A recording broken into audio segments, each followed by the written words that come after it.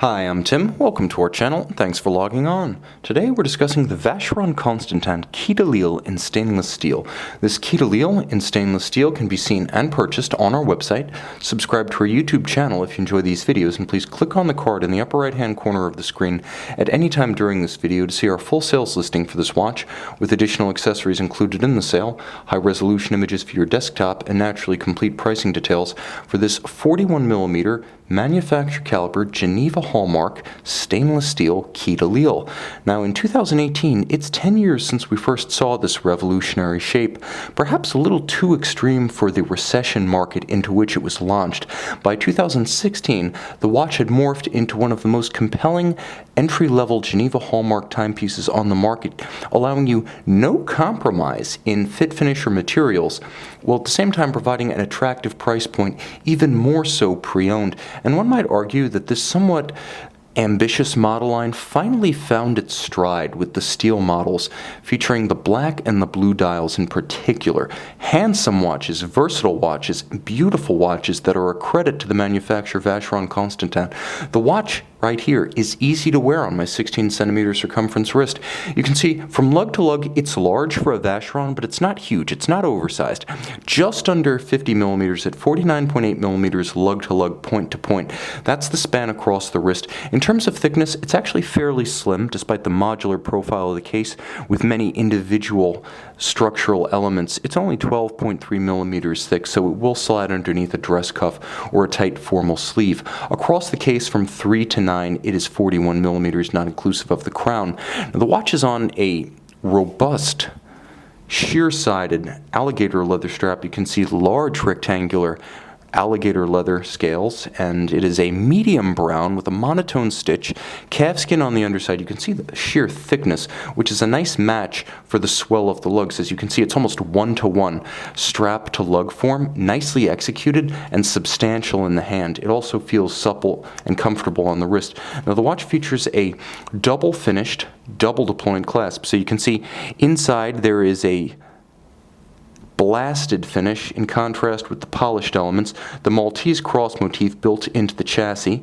and you'll note even the chassis curved to trace the arc of the wrist. Double deployant clasps are easier to put onto smaller wrists without pinching, and then there is a trigger system that uses one of the swing arms as a compressible spring with a Maltese cross motif on the outside that triggers, ensuring that it will not accidentally pop open. Absolute security on the wrist for a premium timepiece. Now you'll note the design has echoes of Art Deco rectilinear geometries, sharp lines in dramatic juxtaposition to curves, polished facets in juxtaposition to satin finished elements.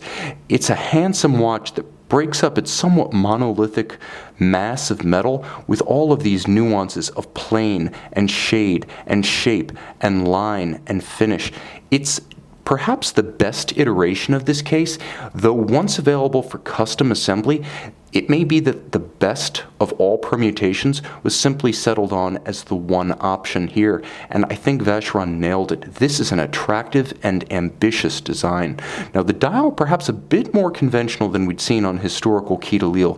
This one featuring both depth and contrast, as well as fantastic legibility. Now all the Arabic numerals, the indices, and the minute and the hour hand are luminescent, so it has a little bit of the character of a sports watch, all in steel, substantially sized, with plenty of luminescence on the dial. Now when you look at it from an angle, you can see that the center dial is on a lower plane than the hour track. You'll also note that the center dial is on a slightly higher plane than the radial date, and there is a small triangular index, and I'll demonstrate this right here, that allows you to actually set in quick-set fashion. Hang on there. Allows you to use the quick-set to circulate, if I can find the intermediate position for setting, allows you to circulate the date indicator. There it is. Now, the radial date is handsome, unconventional, and I might say it's one of the few remaining quirks from the original avant-garde key de Lille. I'm glad that some of the character in the form of the case and the dance of the dial indicator has remained, but the first watch might have been just a little bit too weird for your typical Vacheron customer. This is a great gateway watch for new fans of the brand because it's ambitious and modern while still paying deference to history and historical finishing standards, and nowhere is that more evident than on the case back.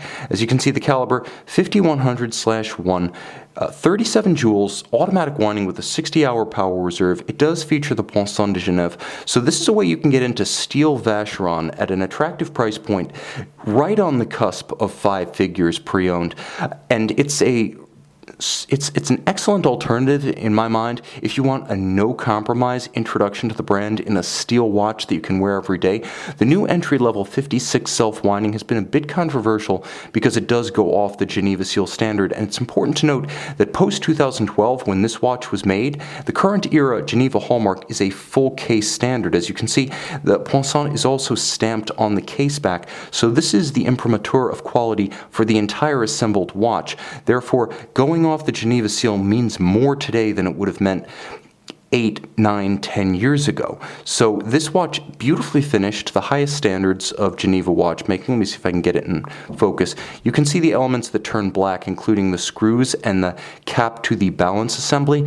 This is the highest standard of optical polish, and it's present in a profusion on this movement. You'll even note that the screws fixing the rotor at center have been black polished. Now, I will say there are some measures to control cost here. Rather than a gold rotor, you have a tungsten winding mass, but in terms of compromise, a simple dial, a steel case, and a tungsten winding mass with a movement finish to Geneva Seal standards, absolutely no complaints. Beats away at 28,800 operations per hour. It does not have a hacking function, but it does have the quick set for rapidly cycling the date.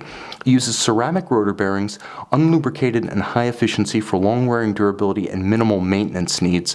And I must say, the watch under a loupe does justice to its heritage. It is beautifully finished. Everything from the richly textured, hand-laid, not machine-manufactured Côte de Genève to the beautiful mirrored polish of every jewel sink, to the same treatment, the anglage rounded and hand-laid on the edge of every bridge. Let me see if I can catch the gleam of it. There you go, in the light of my light box. This will not disappoint. If you want Geneva Seal finish, you want to pay right around $10,000, get into a Swiss High Horology Holy Trinity timepiece, and buy one that's just maybe a bit more audacious and a bit more adventurous than a typical Vacheron Constantin dress watch.